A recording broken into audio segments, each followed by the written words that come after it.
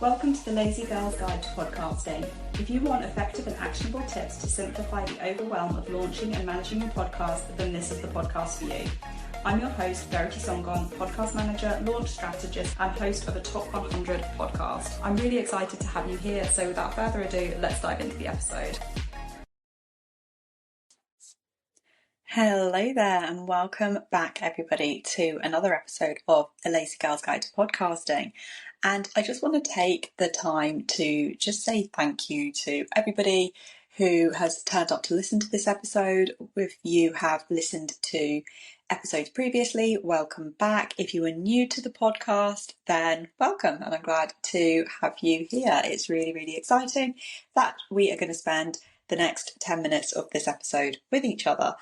And for the purpose of this episode, I wanted to talk to you about Chartable and about Podkite.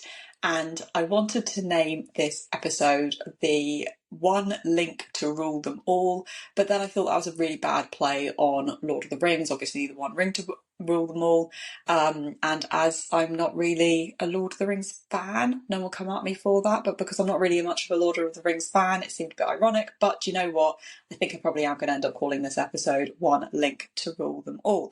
And I'll explain to you why.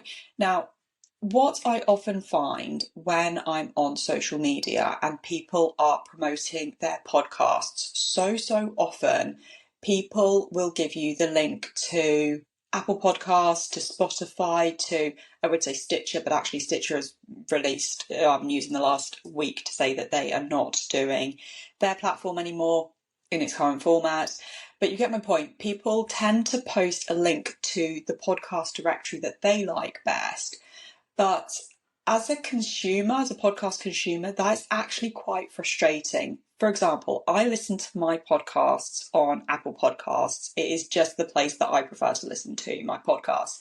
However, a lot of podcasts that I listen to and a lot of podcasters who I listen to, when I say, oh yeah, that sounds great, send me the link to your show, they'll send me a Spotify link. Now, there's nothing wrong with Spotify. I'm not dissing Spotify. For me, I don't listen to my podcast on Spotify unless they're not on Apple Podcasts. It's just, like I said, Apple Podcasts is just my preferred directory. And I think that's just through laziness more than anything else. I started listening to Apple Podcasts on, I started listening to podcasts on Apple Podcasts, and I've just kind of continued and evolved, in that same way.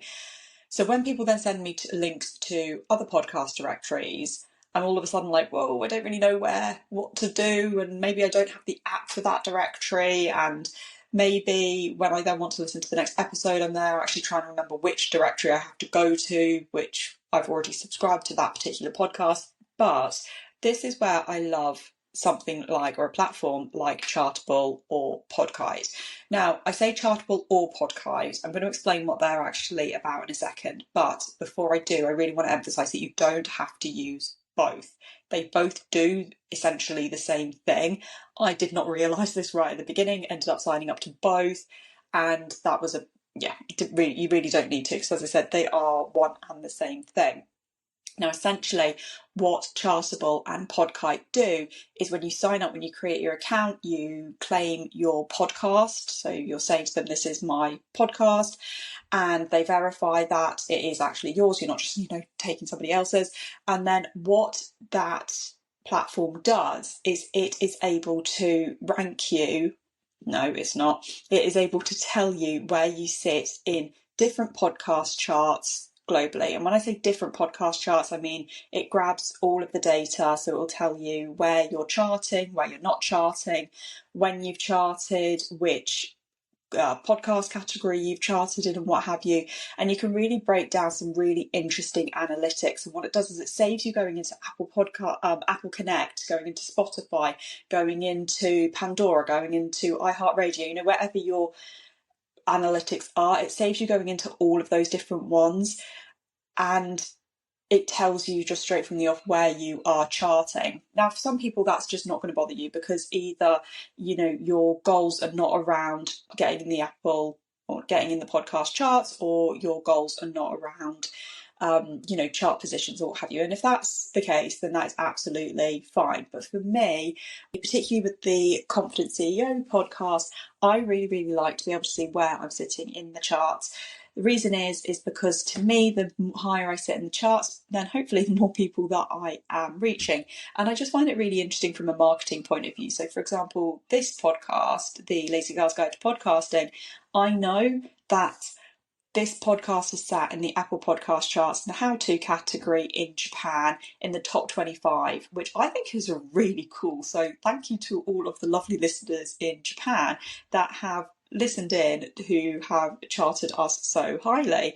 I think that is really, really super awesome. I've never been to Japan, so it's really cool that we've got listeners over there for this podcast. So as I said, what's really cool about Chartable and Podkite is they actually tell you where you are sitting in the charts around the world and in different categories as well. Now, what's important to remember is if you are using Chartable have also got their own charts. However, I wouldn't always go with using the Chartable chart ranking.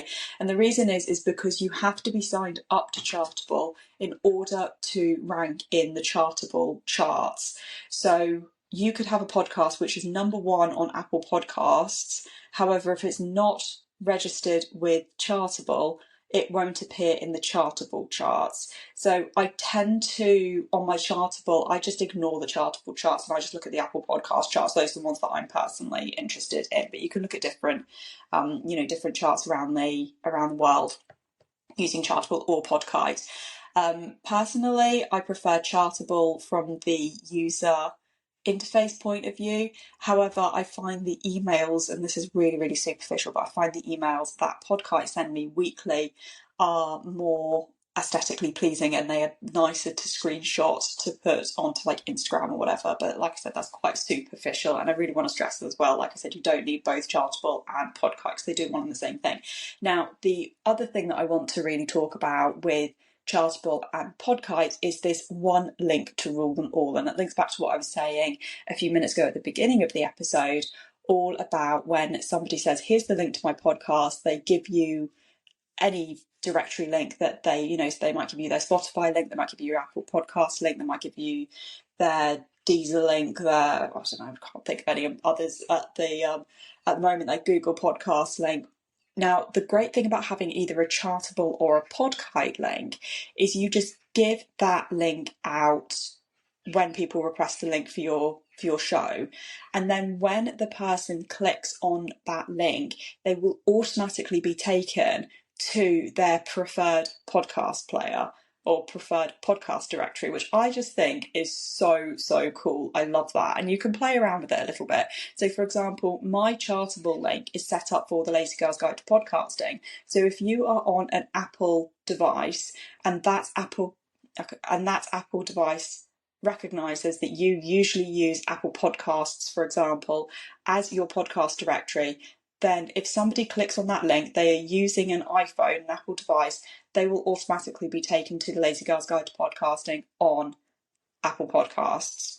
If, however, they're using an Android device, then obviously they're not going to have Apple Podcasts on there, so it will take them instead to their preferred podcast directory platform. For example, could be Spotify, most likely to be Spotify because that's such a huge one. But what's really cool about this is that it gets rid of this idea of people handing out a link to you for a podcast directory that you potentially don't use. Instead, you just give them this one link, and then the link is smart enough, it's called a smart link, and that link will then take the individual to your podcast on their preferred podcast directory player, which I just think is so, so cool. And the best thing about this is that it's absolutely free.